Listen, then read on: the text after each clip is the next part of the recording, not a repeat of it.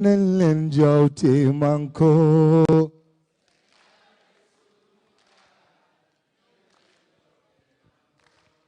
Catholique be ak julit be ak tarixa bu mu mënti joon nañu manko te liggéey looloy defar suñu gaal.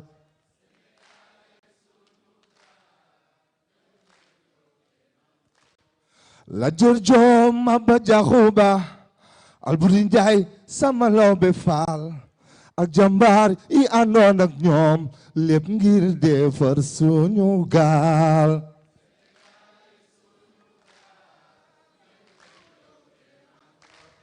Suñu gaal mooy suñu gaal ne leen ko joote manko fii ku fi ñëw te mënoo jow nga dem bañook suñu gaal.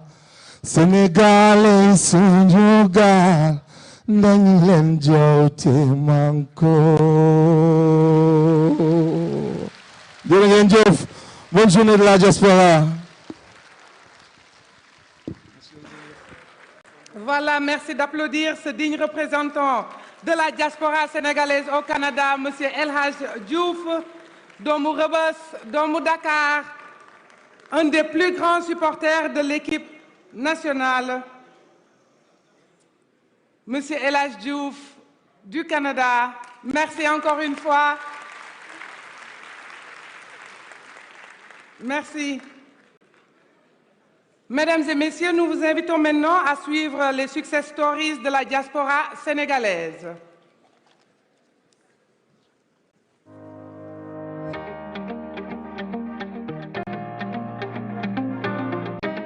Je me nomme Aminata Dominique Diouf.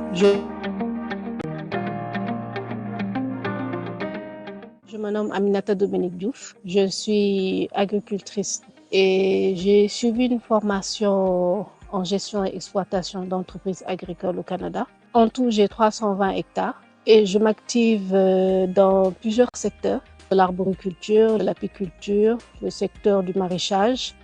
Je suis aussi dans la transformation des fruits agricoles. Je suis aussi dans la production laitière et bientôt je serai dans la pisciculture. Quand je suis rentrée, il fallait former la population. Il fallait aussi sensibiliser la population, leur dire où est-ce que je voudrais y aller. Parce que mon but, au début, c'était d'exporter vers l'Union européenne pour que mon entreprise puisse se connaître à l'extérieur. Donc, on a fait des formations. Et après cela, je suis allée dans les foires internationales pour trouver des clients. Et quand j'ai pu trouver des potentiels clients, et quand on parle de clients, on parle de marché. Et après, il faudrait mettre en place des infrastructures. Il faut équiper la ferme. Il faut aller chercher des certifications qui te permettent de pouvoir exporter vers l'Union européenne. Et on a réussi à avoir 6 certifications. Après cela, on a eu l'accès au marché. On exporte partout dans le monde. Durant la campagne de mangue, on peut employer jusqu'à 200 personnes.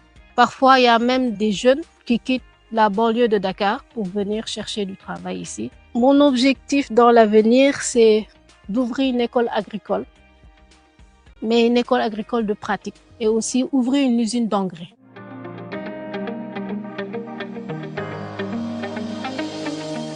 Notre diaspora, la diaspora de Waoundé, ils ont financé tout ce que nous voulons réaliser, tout ce que nous avons réalisé. 90% c'est le diaspora.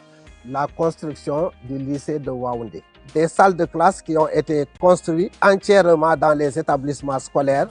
Des réfections ont été faites et des rénovations. Le centre de santé de Waoundé a été construit et équipé en 2 phases. En plus, la diaspora a entièrement construit des logements pour le personnel, le centre de formation professionnelle de Waoundé. Je n'oublierai pas de citer le bureau de poste de Waoundé, la construction de la grande mosquée de Waoundé et des motopompes ont été achetées aussi pour lutter contre les inondations. L'apport communautaire pour le pont du Djoulel. Autrefois, avant la construction du pont, pendant l'hivernage, c'était rempli d'eau.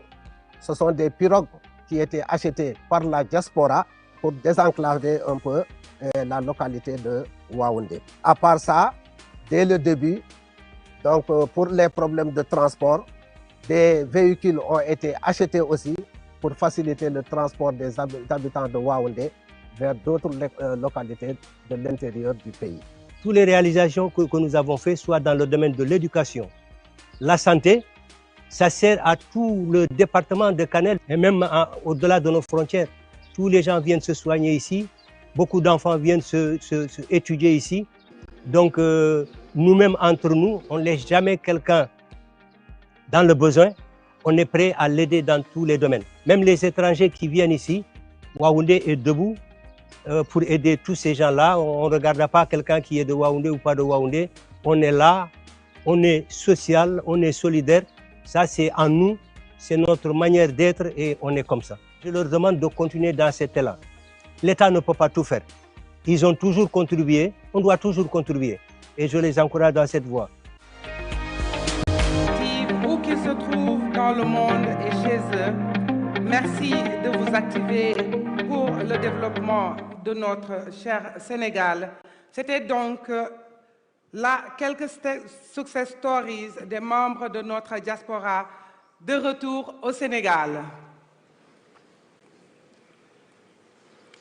Excellences, Monsieur le Président de la République du Sénégal, Monsieur Bassirou Diomaye Diakhar Faye, je vous invite bien respectueusement à prononcer votre discours à présent.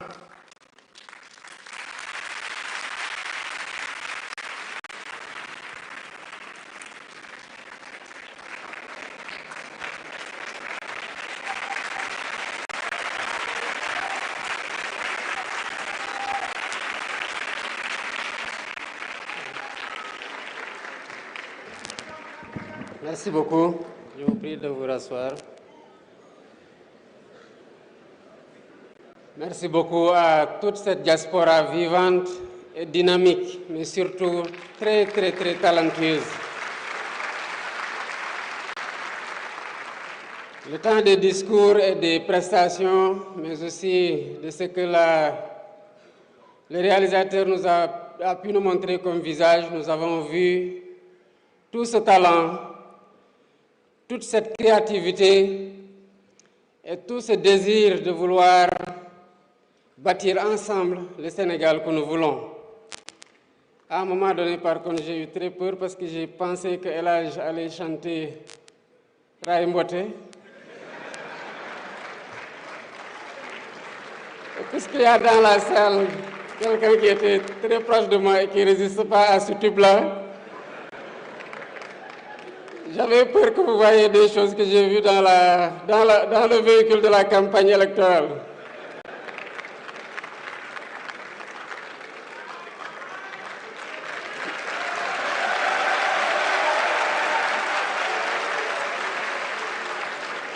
Merci beaucoup, Monsieur le Président de l'Assemblée nationale, Monsieur le Premier ministre, Monsieur le ministre de l'Intégration africaine, des Affaires étrangères et des Sénégalais de l'extérieur, Monsieur le secrétaire d'État chargé des Sénégalais de l'extérieur, Mesdames, Messieurs les membres du gouvernement, Excellences, Mesdames et Messieurs les membres du corps diplomatique, honorables députés, chers concitoyens résidant à l'étranger, distingués invités, Mesdames et Messieurs, vous l'imaginez bien.